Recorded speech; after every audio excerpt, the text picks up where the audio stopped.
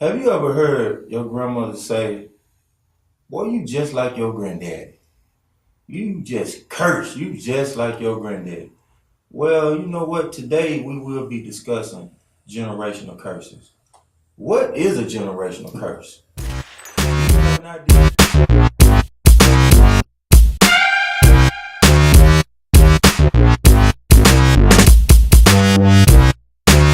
Do you have an idea?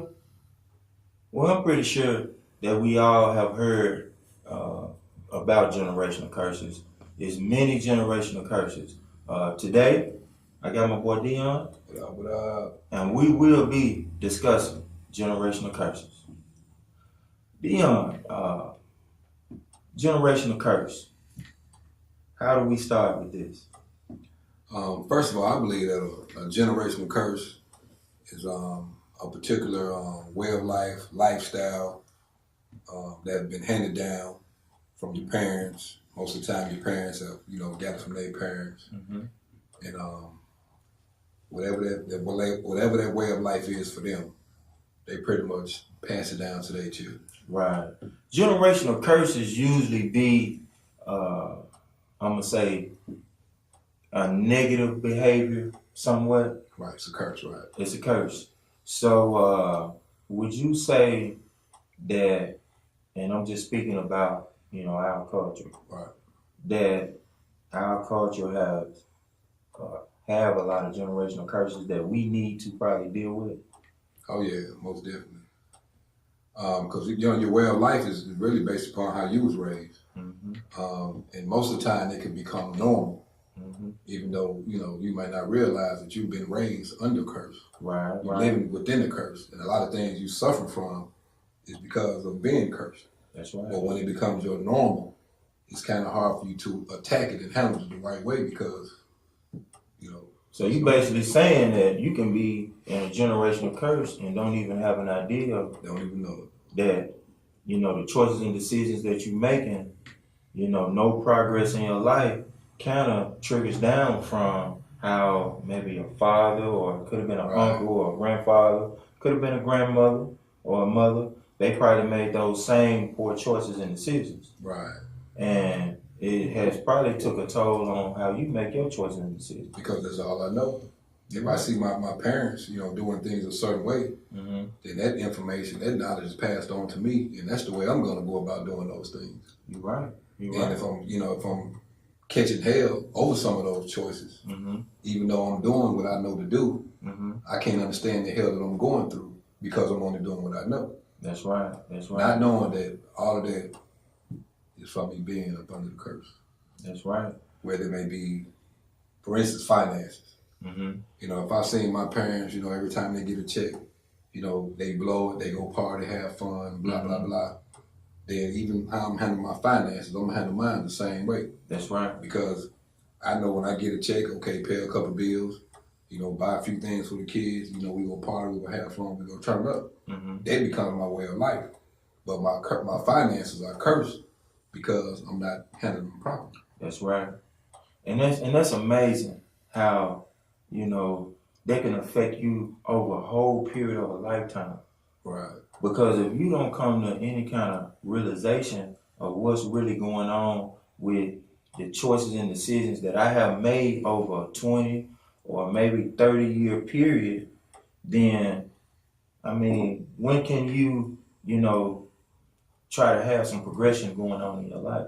I mean, that generational curse can have such a stronghold on you, whether it's finances, whether it's uh, something else that's prohibiting you from growing in what aspect of life that you're trying to grow in. Right. I mean, that generational curse can have a huge stronghold on you if you don't realize it at some point. Right.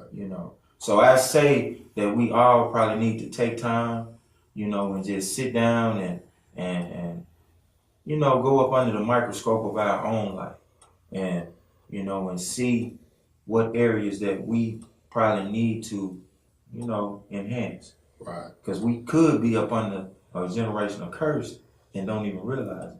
Right. Well, an example for me, I have, 4 baby mamas. Mm-hmm. You know what I'm saying? I'm married now, but I'm not married to the woman that I have children with. Right. So due to me being disobedient Mm-hmm. as far as following God's laws, I have had children out of wedlock. Okay. So the innocent children that I brought into the world Mm-hmm. are suffering from a parental point of view because they're not being raised in a home that have mom and dad. Right. Right. You know what I'm saying? Right. So without them being properly raised, Mm-hmm. from being brought in under a curse, Mm-hmm. they finna catch a lot of hell in life. That's right. And if their family structure that's handed down to them becomes normal, and they don't realize what they're up under, what I put them up under, then they will bring theirs up. Right. And so before you know it, this curse will be going on from generation to generation to generation. That's right. Like we have women feel like, oh, I don't need a man. I can take care of mine on my own. Mm-hmm. I do a good job. They go to school. They have food. They have clothes, Mm-hmm. So with them, being independent Right. and bringing their children up under that, Right. that family structure destroyed. Generational curse. Generational curse. And it triggers down from, that daughter that mom, spoke to or she raised, and that's what she saw, and she may continue to do the same thing, and it becomes generational. So, with that being said, generational curse, it's something that definitely can affect generations to come in a family. So, whether it's the mom and the dad, and biblically speaking, it mostly was targeted toward the man in the Bible. But it doesn't necessarily has to be the man. It can come from the woman. But you definitely want to, as a parent, you definitely want to be aware of, the things that you're doing, because it can trigger down, and it can affect your children, or it can affect their children, or it can affect their children's children. And, so we as parents, we definitely have to be aware of what we are doing as parents, And with that being said, Dion, is there anything else that you probably want to kind of throw out there as far as concerning generational curses? It's recognizing that you're under curse is really the main thing because, like I say, a lot of times you can be under curse, but if that curse becomes your norm, then you accept it. That's right. So a lot of problems that you have that are a result of being under a curse, if you don't notice that, then you get comfortable with that, and it just becomes your way. It becomes your norm, your way of life. Right.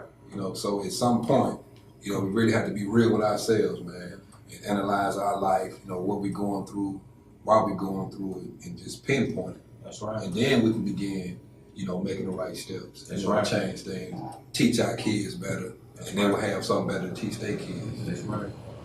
So the next time that you hear your grandmother say, "Boy, you just like your granddad," just know it was something that granddaddy probably wasn't doing right, and you probably doing the same thing that granddaddy was doing.